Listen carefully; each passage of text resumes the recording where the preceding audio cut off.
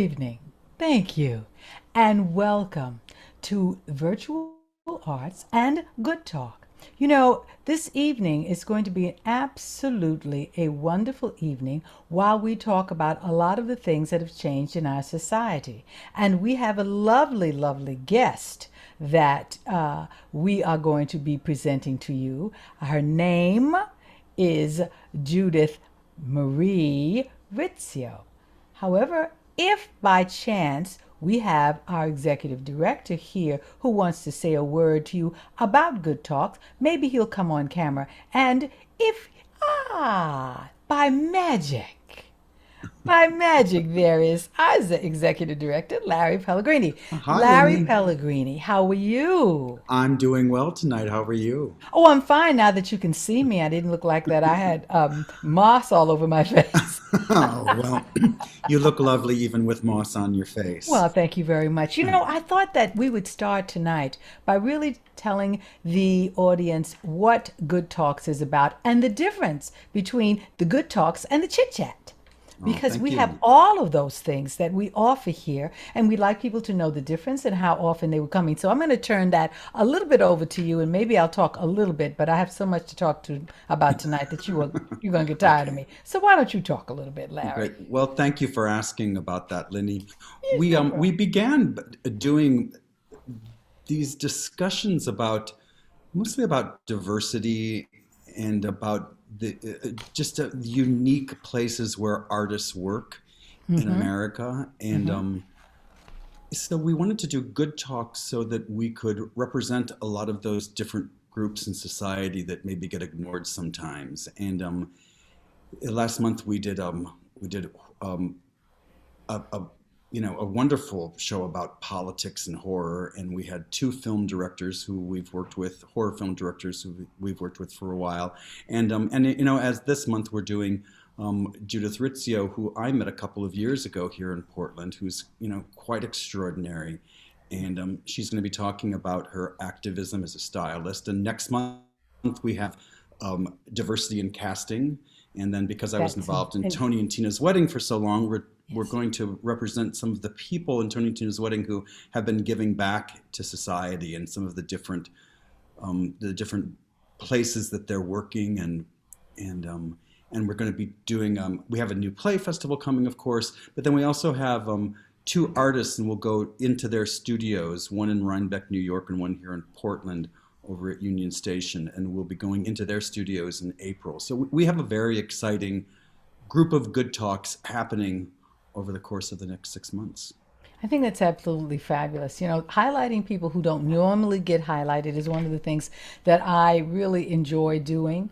The whole fact that we have good talks that do that, we have the small chit chats that come in between, I Yes. believe that just enhance and heighten your curiosity as to what's coming up. Say the chit chat is the hors d'oeuvres and a good talk is the entree, like Yes, that. yes, and the chit chats have been just so marvelous. We had one of the chit chats for the October was a gentleman that we had who does ghost tours in Powhatan and at Powhatan Resort in Williamsburg, Virginia. And then this month, a family that I've known forever for this month about transgender and diversity and identifying how we speak about pronouns. I have a family that I've known forever on the Big Island, who one of there's Anna's son, who I knew as Boomy, but now is Daniel. We have Daniel and his mother and his brother all talking about how that happens in their family and how they Mm-hmm. speak about it, just so that Mm-hmm. we can all learn. Because I stumble, a lot of these things I stumble right through, and I know that I will continue to do that, but maybe Well, less we're all so. learning. We're all learning, and the one thing that you just said is how they're dealing with it in their family, because it's Yes. such an individual thing. Everybody deals with it differently. So it's about information and informing people so that they then have the equipment and the information to work with. in their own family and in their realization of what the change is going through. So we look forward to really, I think, aiding people in that whole instrumentation of information.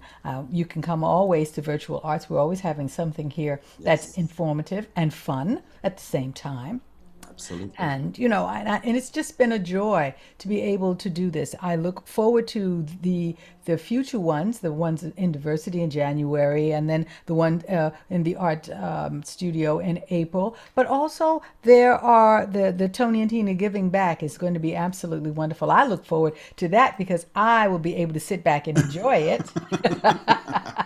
Then I'll Yes. be the one who is moderating it. But all of those things are very interesting. I tell you that I learned so much when I was viewing the whole show that you all had about the Hawaiian family, and I know the cultures there and the investment in the culture. It's as if it was a whole nother world. So I thank you. I thank you for dropping in, Larry. Well, So thank you, Lynnie. I'm going to throw you out now. Okay, and please enjoy Judith. Oh, She's I quite shall. extraordinary. And before I get Judith to come on camera, I want to talk about her a little bit because I just want to share before people see her because she's such a visual, wonderful person to see, to really enjoy and to ingest all that she gives you when you first see her on camera. I want to talk a little bit though about Judith Marie Rizzio, and she is called a style activist. So, out of my curiosity, because I'm a curious person, I thought I would go to the Webster's Dictionary and start to look up these words and style. So, style is a manner of doing something.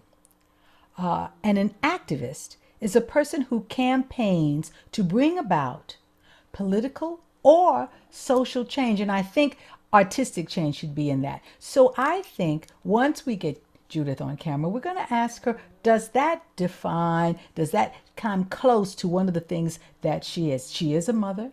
She is a wife. She is a mentor. She is a friend. She works out of Portland, Oregon. She has an embracing quality to those people who have a tendency to disappear. She is very involved in the empowerment of women. And before I go on and on and on for the next half hour, I would love to be able to bring Judith Marie Rizzio to the camera for you to meet her as I have met her these last few weeks and to enjoy the conversation that we are about to have. Judith Marie Rizzio. There Hi, she is. Lynnie. Hello, my love. How are you? I am great. I've been so excited about doing this. I'm just so So have thrilled. And I. thank you for letting me be a part of the virtual arts family and just getting this time. Well, It's thank you. delightful. Thank you for taking the time for us, because you have a very, very busy schedule, as we've learned. Yeah. So, one of the things that I really am so invested in is trying to create the imagery of the 360-degree range of your activism that you have. I think you touch a lot of places. And tonight we want to start at one point and go all the way around to the other point. So Okay, now, let's bring it on. Let's all bring it right. Well, one of on. the things that I want to do is tell me how it starts for you. The family, I believe you talked about it. I've so enjoyed a lot of your interviews. You've talked about is it Nana Banana? Yes, And I called my grandmother Nana, so I thought, oh, somebody else called their grandmother Nana, Nana Banana, Nana and that Banana. photograph. Now, tell me about the photograph and the rite of passage. I believe she passed on to you. Talk to me about that. Well, and thank you for honoring my Nana because in many ways I am truly a part of her and what she stood for, and she gave me the best of herself. I can tell you that. To the point that, right from the beginning, I knew she was someone very special, because she didn't want to be just called Nana, but Nana Banana. The woman had a sense of humor that didn't stop. And she also was a highly, highly creative person, and saw that as a little one with me, and nurtured me along to be who I was. And in many ways, being the black sheep of the family, and and not necessarily looking and acting like a little girl should. Early on, she related to that, and yet she embraced it and just took me along on her adventures until 1981. And so I have much to say about her, including the fact that she was a closeted lesbian woman, and an amazing clothes horse.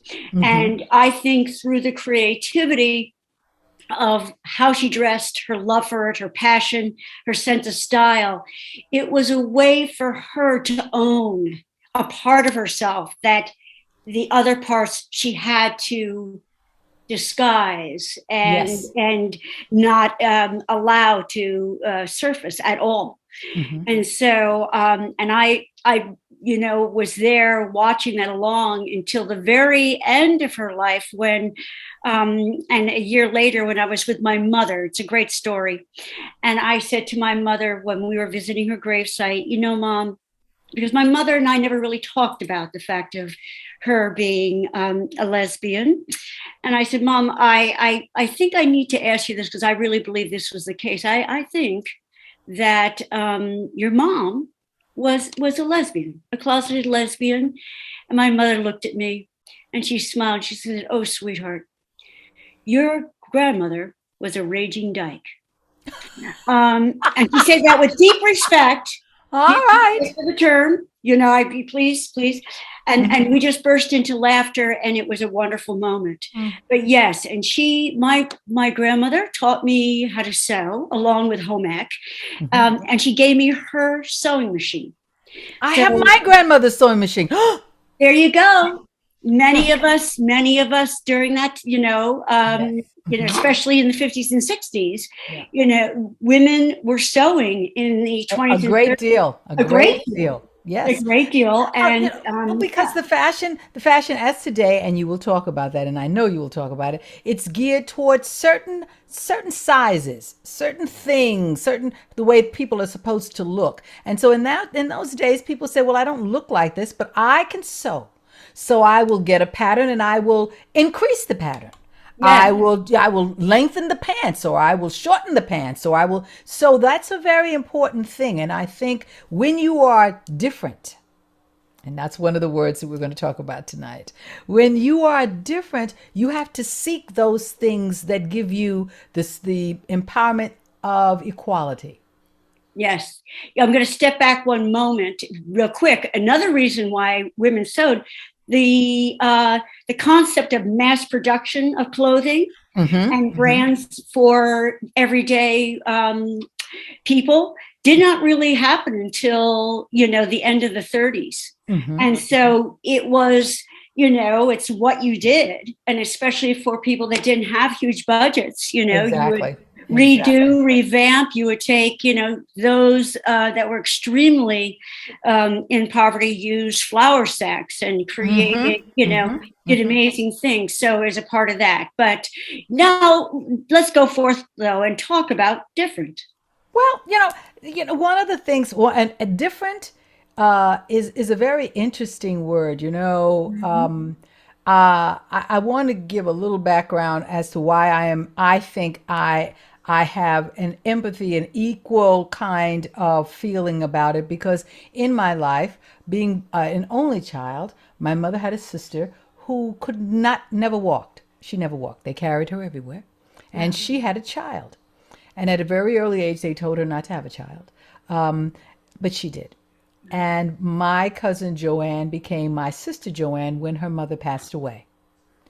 And Joanne, until the age of 12, was just fine with me. I mean, she came when she was about 7 or 8, and she was just fine. And then she wasn't. Then she started to walk higher and higher on her toes. And for the next 10 years, she walked higher and higher on her toes and could keep up. Then the next 10 years, she couldn't quite keep up enough. And then the next 10 years, she had a cane, and then 2 canes, and then ultimately a walker, and then bed rest, and then she's gone. All of my life, people looked at her as different, and they looked at me funny as to why I would associate with someone who was different. And I've been always so sensitive. She would say to me, "Why are people looking at me?" I said, "Because they're just not used to seeing someone so beautiful as you are." It's beautiful. Yeah. You see, and so you have, I believe, a sensitivity to those people who are different, whether they're medically different, whether they're psychologically different, whether they're sexually different. You have a need, a passion. Last night I was broadcasting and someone called me relentless. And then another person said, "Oh, no, not relentless, you're intrepid." You are intrepid. You are fearless in your passion to, I think, fill the gap. So tell me, when you see someone that is different, what happens to you? What happens to you? Well, I want to begin with the fact that no matter who we are, we're all different. Exactly. Right? Mm-hmm. And some is more visible, those differences, than others. Mm-hmm.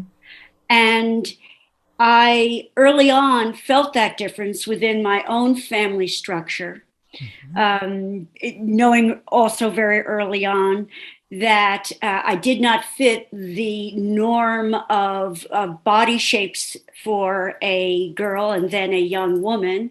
I always was very boyish, flat-chested, sort of tough and tumble. I was an athlete. As I grew older, I also understood too that this body was attracted not just to men, but also to women, which blew my mind, but it was just real. It was real for me. Very early on, I understood that. And yet it was all so very different. And I was treated as such, especially by my father. He just didn't understand me or know what to do with me. I went from tomboy to sort of the black sheep, to the bohemian, to the hippie, to what do we do with this person? And I know for a fact it made me have to survive very early on. I left home at 18 and I never looked back. And be able to handle, the fact that this is who I was on my own, and how was I going to live and survive and be proud of being different? And I think came from that a sense of empathy that I was longing for myself, but by being able to extend out, I learned, for whatever reason, that what has always helped me, even when I get stuck in my stuff, is to move it forward and help someone else. And within taking that, it away from yourself. Take it away from yourself. Take it away. You said you moved away from home. Where was home? Home was Mountain Lakes, New Jersey, right out of New York. I was brought up very Sicilian Italian. It was a beautiful town. I was a very fortunate kid in that it had very good schools. My dad is just first generation. My grandparents all came from Ellis Island, and from Sicily. And so, he wanted us to have things he did not have, and worked very hard, to put us there. But the proximity to New York was awesome, and it really is definitely a part of my story. So I was very fortunate. Well, so New Jersey. Yeah. And you are now in Portland, Oregon. I know. My geography tells me that that's about 3,000 miles. miles Oh, away. it's the longest So you can go, the diagonal. Yeah. yes. Now, there are some buzzwords that we're going to hit today, and we're going to hit, I think, out of my closet. We're going to Yeah. hit. We're going to hit real good food. We're going to Oh, hit that a little bit, just a little touch, a little bit. See, you think you tell me things and I forget. I don't hell forget. no. No. And so, in the interim, how did you get from New Jersey to where you are now? Well, I have to thank two men in my life. They were teachers. Excuse me. One was my art teacher, and the other one was my guidance counselor. Mm. And they were Donald Fox and Garo Hazarian, beautiful name. And they embraced me in such a beautiful way, in which I will never, ever forget, and helped me with getting me art scholarships and guiding me to a school that fit who I was. And that school was the Evergreen State College in Olympia, Washington. And it was a progressive school. You created your own curriculum. It was very part of the new and the now of schools that went beyond grades and into embracing you being the person that guided you to your interests and your future. Evergreen was a great school, so I ended up there and had a blast in my class. I was one of the first classes at the school. It happens to be a state school. My goodness, Matt Groening of The Simpsons was in my class. Oh, really? Oh, Okay. yeah. He was in my class, and Linda Barry, a fantastic cartoonist, still is fantastic, and Richard Kramer, yes, Real McCoys and in Body Heat and all of that. Yes, yeah, exactly. Anyway, all those people were a part of my class people there. And so we were a bunch of, somewhat raging hippies and unusual types. And from that, it came a lot of interesting things that happened, including when I got there, I went from fine arts into theater. And that is what actually brought me to Portland eventually. So that's how it happened. And to be honest with you too, I had to get 3,000 miles away from my family a bit. It seems to be, yeah. Distance does, you need distance a little bit to kind of mold yourself and get on your own and be able to turn around and say, this is who I am, you know. It's very difficult to do it with everybody around you telling you how to mold yourself. Yes. But the freedom of that sounds absolutely incredible. So you worked in the theater, and in theater, this is how I work the arts into, you know how I work the arts into everything, you know. Well, so in theater, how did that then work with your being able to start looking at people and realizing there was a void to be filled? Let me just put it like that. How did that happen? When did that start happening for you? Well, I have to tell you about the type of theater I was doing. I was doing traditional training at Evergreen, some Shakespeare, some improv, some mime, sort of all that. But I very quickly got involved into political theater. Okay. And it really became a part of my life in 1976. And I trained with the San Francisco Mime Troupe, which still is going strong today. And there were many, many what we would call ourselves the cultural workers that were out there, artists of every type, that their messaging, their approach, what they created had a political context to it. And I'm not talking about the politics that you see on, CNN and on and on, but the politics of the world and how things happen in the world based on, everything is political. There's a political subtext to everything. And I'll be, nobody can tell me that it's not. It represents something that affects the politics of the world and how we maneuver and how we live with one another. And so I was, very, very much active because of theater and doing political theater, to then become much more aware, embracing, learning about the history of oppression, racism, homophobia, ageism, all those isms that people sometimes, but in the context of history. And when I think back at the study groups I was doing at age, 20, 21, it was a very, very good education. And it helped me to understand the various forms of oppression, and including one that is rarely talked enough about, which is class and poverty. And so out of that came then an understanding and embracing to want to elevate and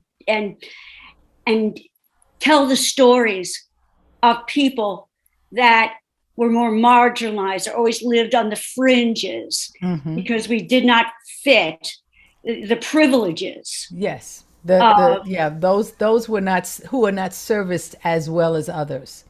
Absolutely. So it sounds like when I went to the dictionary and it says that an activist is a person who campaigns to bring about political and social change, it sounds that you kind of you started molding yourself into what you are now way back then without even realizing that would ultimately be where that category of where you are, by just through osmosis doing what you thought was necessary. That is the next step, one step after another step after another step. It's mapping out where you must do it because of what it is. So when you've got this through the theater, you've gotten the political affiliations, the linking of all of that, how then did the fashion come in? Well, now we can really go back, though, even to when I was a little gal. I always loved looking at my mother getting ready for a fancy party. She did not do that a lot, nor did she have a huge amount of clothes, but the clothes she had were so beautiful. And I remember my first moment of beauty and fashion was a dress that my father went to Newark, New Jersey, and had a tailor make for my mother for Christmas. And it was a beautiful burgundy wine rose velvet dress. Oh, Lynnie. And Christmas time, that's just so vibrant. Yes, exactly. yes. And the velvet was that beautiful, thick and warm, and it had a beautiful neck that you could see her wonderful bones up here. Yeah, the collarbones. Yes. And she had pearls. And my mother she never put on a lot of makeup. She was very simple, but I can remember her getting ready and just looking at her and thinking, that's beautiful. And it was not just the dress, it was the sense of like how she felt and was feeling. And as I moved forward, I realized that, if I was going to want to continue to be able to have pretty things and do it, I had to figure out how to do it myself, because I didn't have a lot of access to lots of clothes. And so I learned to sew. I loved it. I remember getting 17 magazine, looking at the styles in there, and then going to the fabric stores and finding things that matched. Yes. So I could, how they say now, hack it myself. I could do it myself. And oh my gosh, I was just loved doing that, and did that quite a bit. Matter of fact, the first time I did it, I was in, I think something like, I am not lying, like third grade. And my favorite dress, I got too pudgy for it. And it was, I was growing, but I loved it so much. And I especially liked the bottom part. It was black and white. And so I took it. The top part is what wasn't fitting. I couldn't button it. And I cut off the top, and I put on the bottom, and I put a belt to keep it on. And then I put a sweater over the top. And I came downstairs, and my mother said, "What? Are you wearing that dress underneath there? It doesn't fit you." I said, "No, look what I did." And she was just like, "Did you cut your dress in half?" was like, yes, I did, and she's like, oh my gosh, okay, I hope that belt keeps it up. I mean, I was just a little smidge doing that. But you see, fashion was important to me, and I always had that zest for it. I think it was the design, the colors, the creativity. It really was something that went just beyond being fashionable, but really loving the joy and beauty that clothes was bringing to me. Yeah. Well, since that was so very early on, and then it grew as you grew. Yes. It grew. Your love for fashion, of course. Those fashion designers in the movies, the ones that had one name. I can't remember. Oh, it's not Lillian, but he was Adrian. Adrian was wonderful. I mean, all of those who instilled those of us who really loved a style, a sense of style, something that was different. It wasn't a trend. No one else had it. It was something that belonged specifically to me, to you alone. And so as you grew, that grew. When did you think that you were qualified to look at a person, because this is what you do, because I've seen enough of your work now, to know what they need when you see them? You said at one point it takes you 30 seconds to look at a person. You see? What that statement is that normally as a species of little animals that we are, human beings, when we look at each other, within the first 30 seconds of looking at someone, people, not everyone, but people will normally go to a judgment based on what they're looking at. An assessment, exactly. A total assessment. And where they come from, it could be either obviously they're not wearing quality, or aren't they beautiful with their whatever, right? But we do it. And so that's where that quote comes from. But early on, I have to say, I making my own clothes and feeling bold in them instantly, and having people react to them started giving me some messages. I've done a lot of costuming. I did in theater. I did a lot of costuming. So a big part of what I had to do, especially in these companies that had no money, we were all. What company ever has money? Nobody ever has money. That tradition continues. It's so true. Is that being able to assess a character or how we're going to costume or look at a palette and then interpret it. And so I know that came from that as well. And people saying that works or that doesn't work. Exactly. And then in general, how I would dress. I mean, even being a raging happy hippie that I was, my pants that I covered from head to toe with patches. I found that people were like, whoa, I've seen patch jeans, but nothing like this. And I would do overlay, and I'd quilt them, and I'd fringe them, and I would I would do all this stuff because I love to sew. And I made them into little pieces of art. And I was asked by people and other hippies who had more money, as a way to some money on the side. I would charge, depending on this, 50 cents to $1 per patch, right? And they would hire me to patch their jeans. So I thought, you know what? I sort of know and love doing this. Yes. And that is what started, along with just friends and people that would enjoy what I'd be wearing on a day. And hearing like, oh, that is so much fun. Where'd you get that? Or, this and that. And I realized, this is something I love to do. It was a part of who I was. And then I realized after, I can't tell you how many friends, would say, look I'm going to a wedding. I'm going to a reunion. I'm, all those big, moment things that you want to look good, you want to feel good and comfortable. And, or I'm going somewhere really cold, but I don't want to just look like I'm in just a babushka all day. So anyway, I saw that I was being asked a lot for that help. That tells me a lot. It's almost like you're building a cake, a wedding cake. Almost. I'm looking at this cake. The foundation of it is the beginning with your grandmother and everything, and then going to away to school, and then learning those trades, and then, there are many layers to this cake. Okay, and now this is a layer where you realize that fashion is something that not only can you enjoy it and embrace yourself into it, you can make a little bit of money. So now the next step, and these are all the foundations that I believe that are making you up. So I'm making a puzzle of making you up here.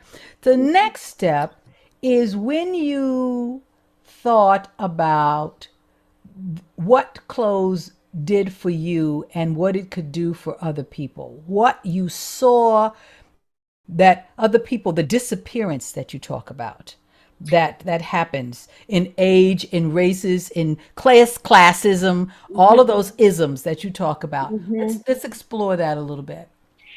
It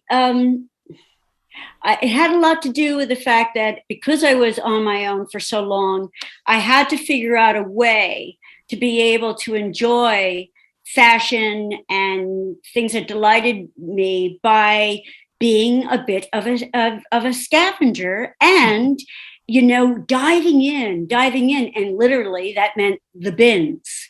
One of my most favorite stories is my love of thrifting came in 1970 when I discovered the Salvation Army bins in the Bowery. And where I heard about that is I found out that Patti Smith, the amazing singer and writer that she is, she got all of her clothes, her suits. Remember the famous outfit that she had of the white shirts and the ties, and very, very male in presentation. And back then, especially. But that's where she got a lot of her clothes. So I realized if I was going to do this, you need to figure out how to do it on a budget. You need to be able to access the stuff to make it happen for myself, and be able to access for the theater companies that I was working with, and and seeing that everyone likes to feel and look good in their clothes, but why wasn't it happening? Yes. And really taking that to heart in a very big way, including dealing with all the things that have kept us, at times away from the privilege and the joy. And the quote unquote norm of what is accepted as normal. Yeah, absolutely. That thing of needing to physically fit the criteria, have the right amount of money to be able to do it, be the right gender, be the right age. That was huge. That was extremely huge to me, as I would watch even myself and my friends go sometimes from being really vibrant, and then we all became moms and our kids took front and center, and sometimes to the point that I would just watch my friends just basically go into wearing the same uniform every day of especially here in Portland, of just jeans and a sweatshirt, and then literally bowing out of the fact that they had the right or even the desire to want to worry about what they have on, which is fine. I mean, yes. We all don't dress. I mean, exactly. It's not for everyone, but to see people just disappear in this uniform and just settle for not, I see my own peers. All of a sudden, they hit a certain age, and all of a sudden, all the things that we did together, I said to them, where's your belt? I mean, where's your belt? Put on a belt. Enough with the elastic. Put on a belt. Yeah, it's very hard because there's all these reasons and all these messages and all the things that they've decided. Well, it's time. Right. It's time for me to be looking like this. Exactly. Do you remember the first person that came to you knowing all of the things now. I mean, now I'm talking about you in your glory, because you've now, all the components are there, and you've now built the cake, and the cake is almost, the topper is almost here Oh, with the Lynnie, the sweetie, cake. thank you. And the person who came to you, maybe quietly, or the person that you saw, that you said, now this person just needs a little tweaking here, a Hmm. little tweaking. Do you remember that person? Who do you remember, what that felt like, and do you remember who it was? Well, I ran resale shops during the 80s, Hmm. and quite a few for both the YWCA Hmm. and the American Cancer Society. Hmm. And so I would watch people. Of course, they were going into a thrift store, so it was also people that couldn't afford the, the high line, avenues of beautiful clothes, but and watch them try on clothes. And I can remember it was a combination of all of the women who Hmm. were of what would be considered, especially back then, strictly plus size. They didn't even, I remember as a kid, I was in chubby clothes, and then, and everything, and there was no clothes to be found, Hmm. for women as I got um,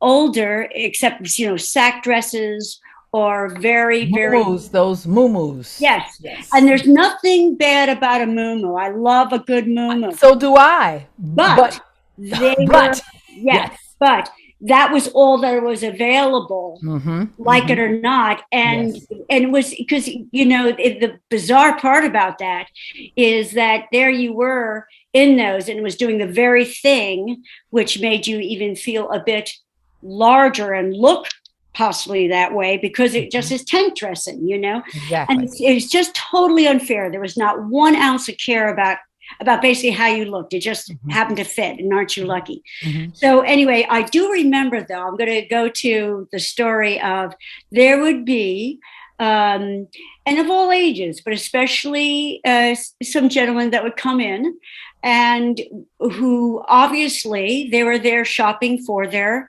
mom or their Hmm. aunt, and would focus on women's clothing, dresses.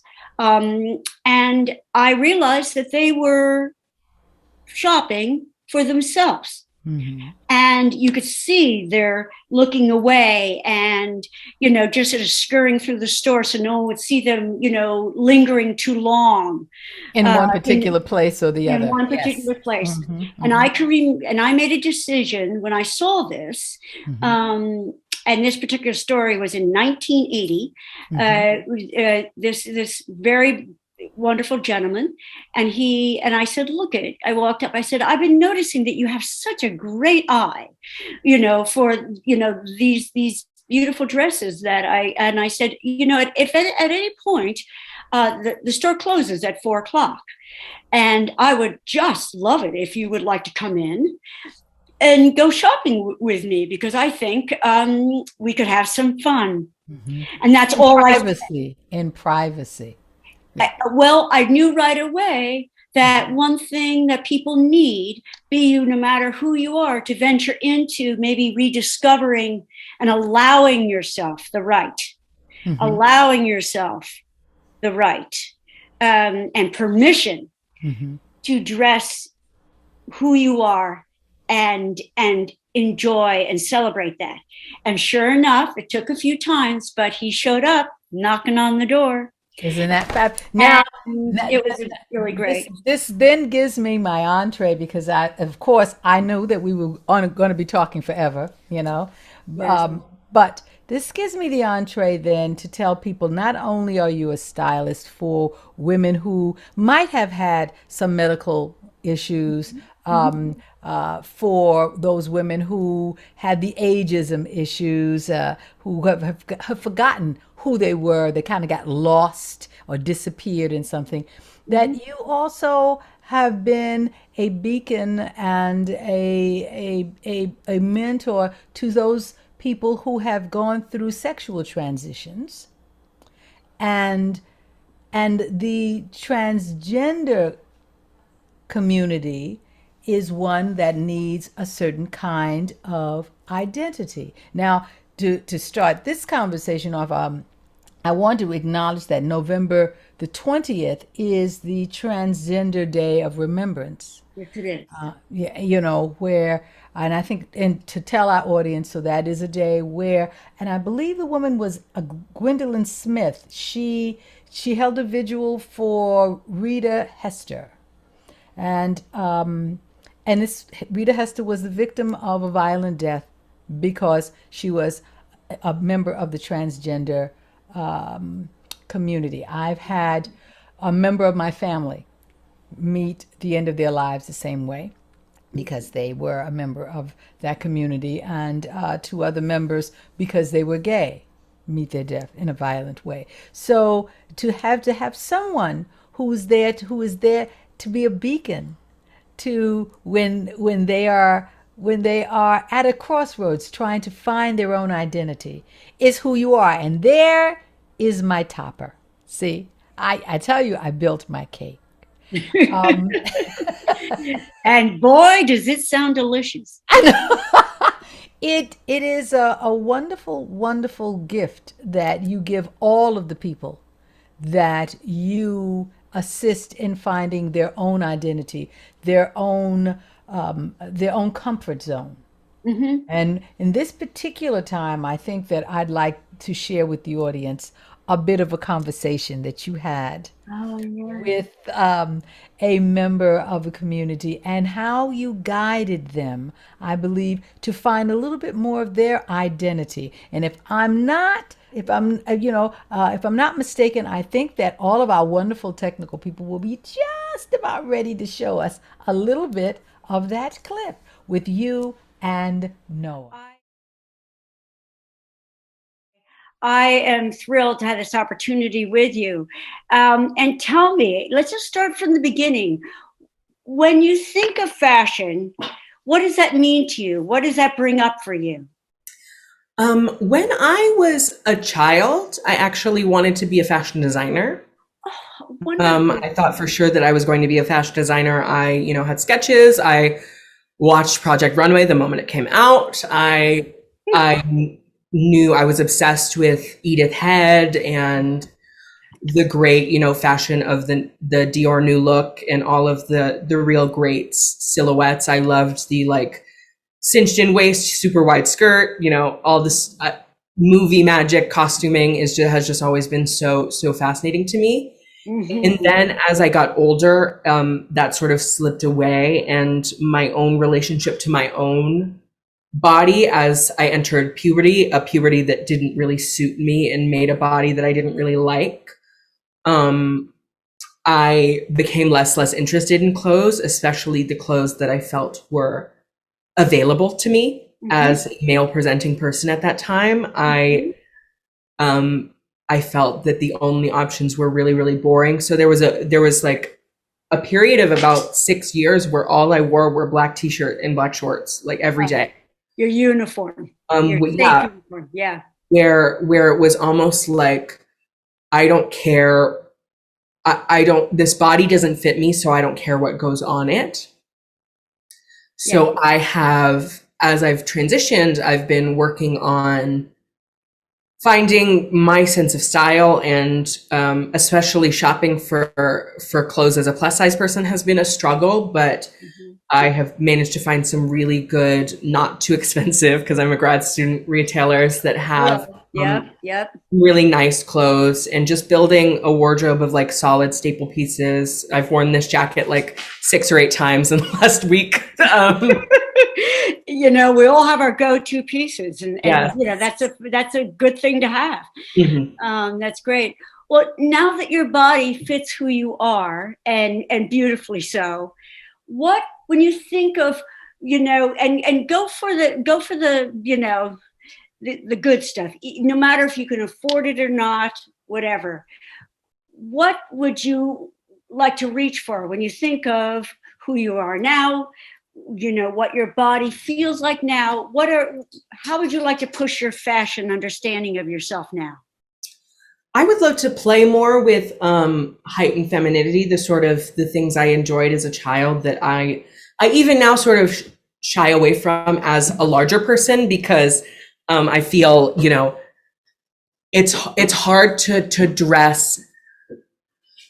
There's a cognitive dissonance being large and putting on something dainty and feeling not dainty, that I've been playing with, and like exploring lighter colors and things that aren't like, not focusing on hiding my body as I dress it, that sort of thing.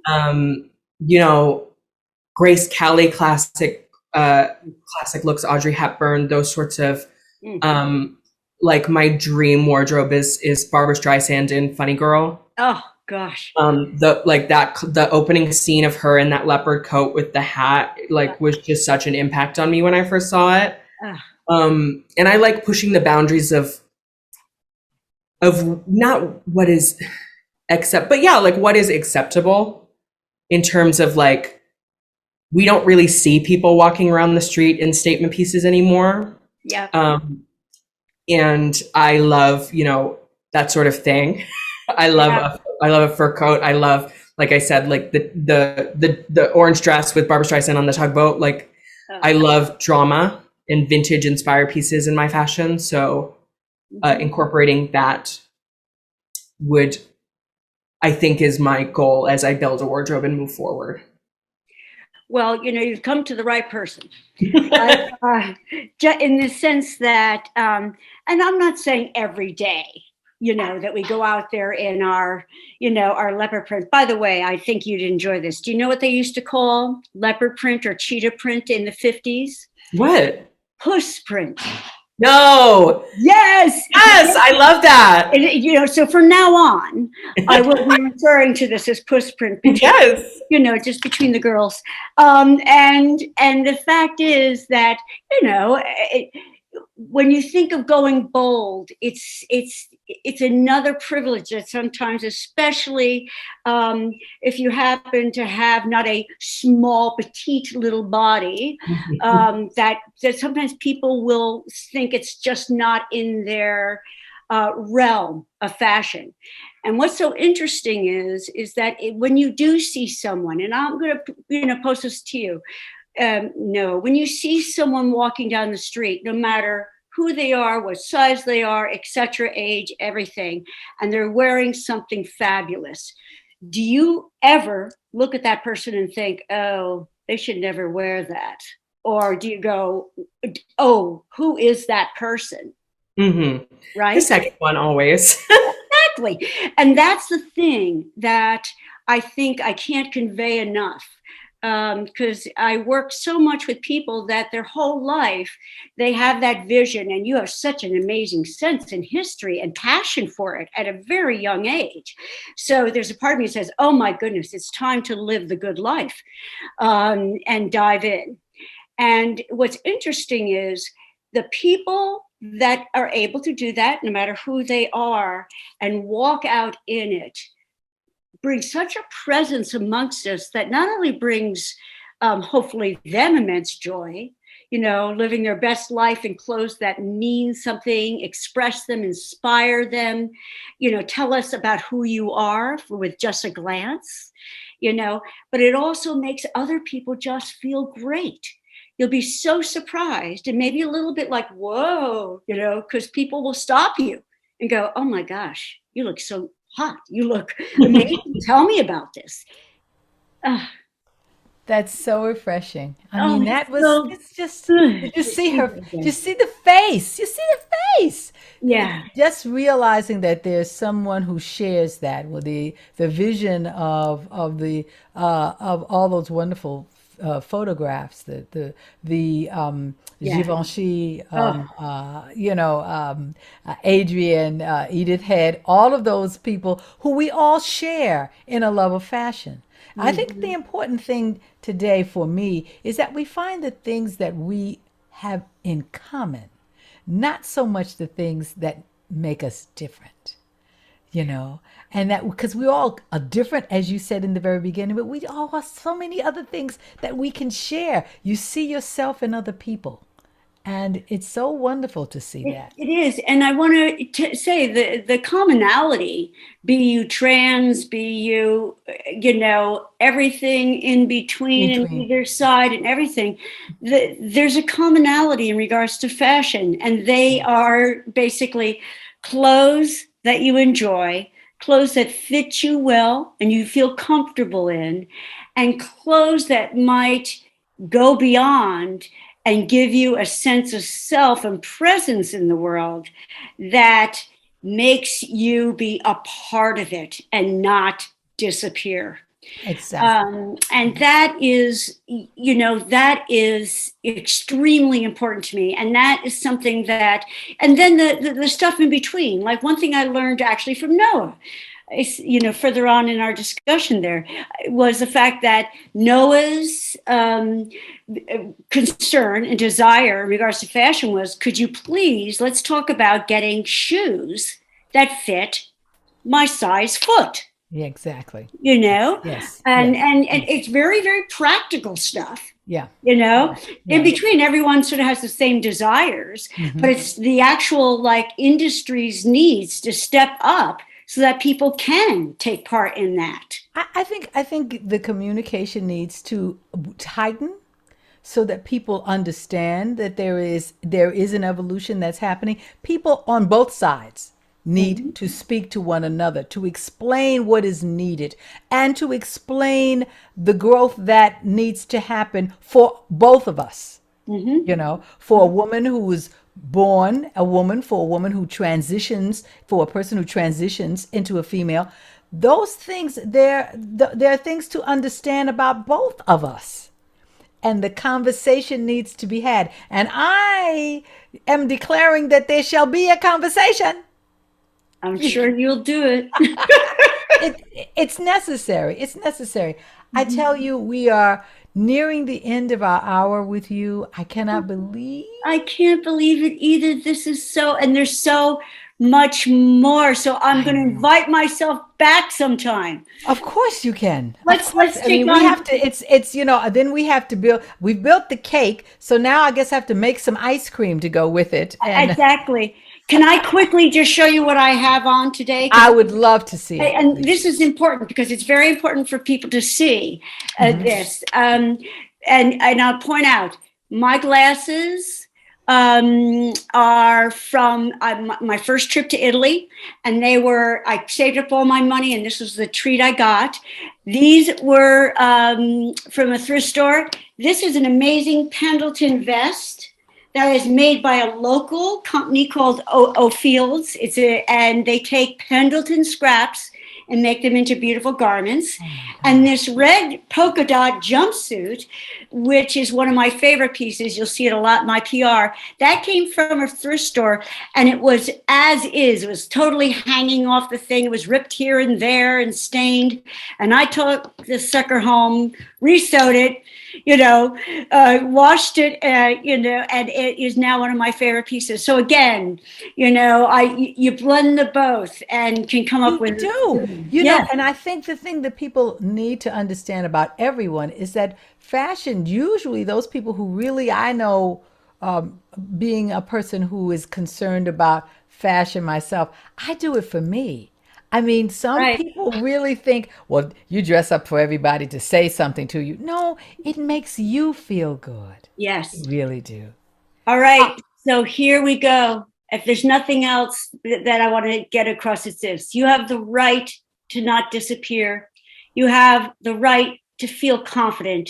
You have the right to look hot and happy in your clothes.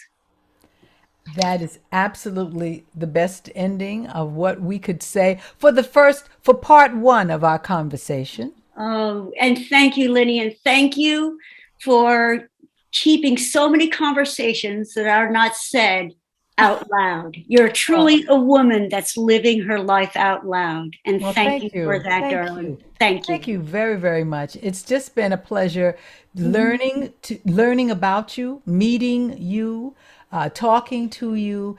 I am a person who you will not get rid of. You will see me pop in on in and again.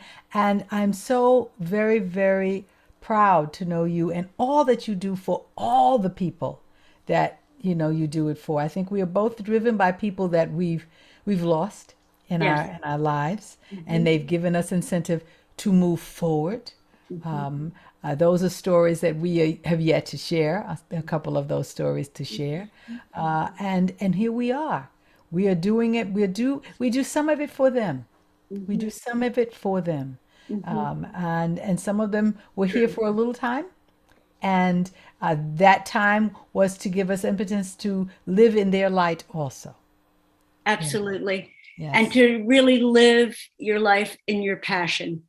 Never, no one can take that away from you. No one can take that. No one. Yeah. There's so many more words. I have such a list of words for us to go through. All I right. only hit like 3. Well, we'll go A to Z, darling. We'll just All keep right. the conversation going.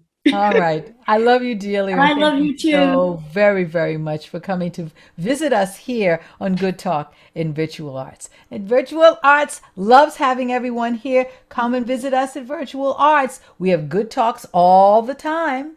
And we really, really are concerned about giving you entertainment and information. So thank you again. My name is Lynnie Godfrey, and I'm going to say good night.